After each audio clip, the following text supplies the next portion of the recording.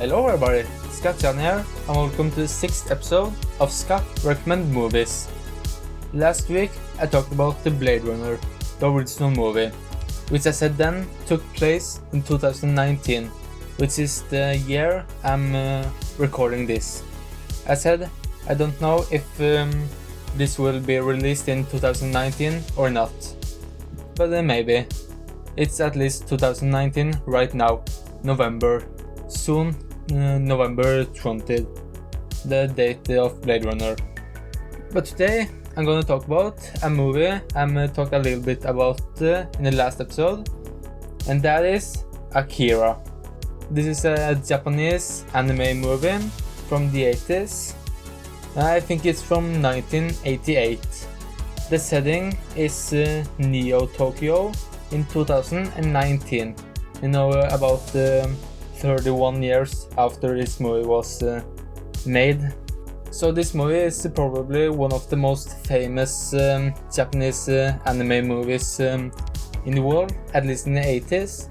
If I remember right, it was this movie that started making anime more mainstream in the US. So you have to thank this movie for a lot, you can say. If it was for this, maybe Naruto and other anime shows would be so mainstream. I recently just watched this movie. I finished it few days back. I loved every second of it almost. It was some boring parts here and there, but it was definitely a unique movie. It was a fascinating animation too. Normally in anime, they have about 8 frames per second, I think.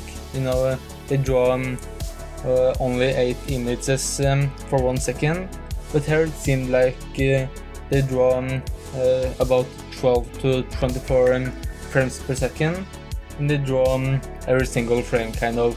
What I was going to say was that in normally anime, they use the same frame over and over again. Just to save money and time. Very clever.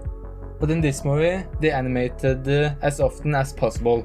It became a little bit weird to watch it in the beginning, but you get used to it. So yeah, as I was going to say, it's about the teenager Canada and the other kid. Tetsuo was his name. They are kind of a biker gang, with really cool bikes.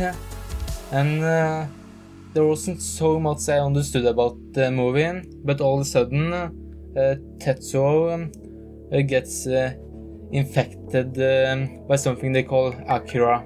It was very confusing, and I fell off here and there, but even though I didn't understand what was going on, I really enjoyed it, and it was tons of other things that was to like about it too.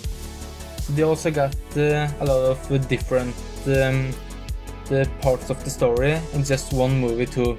They did a lot of different things, and normally in a regular movie they would have used just one of the stories, while in this movie they used like 3 of them. It lasts for about 2 hours, and they are really good 2 hours.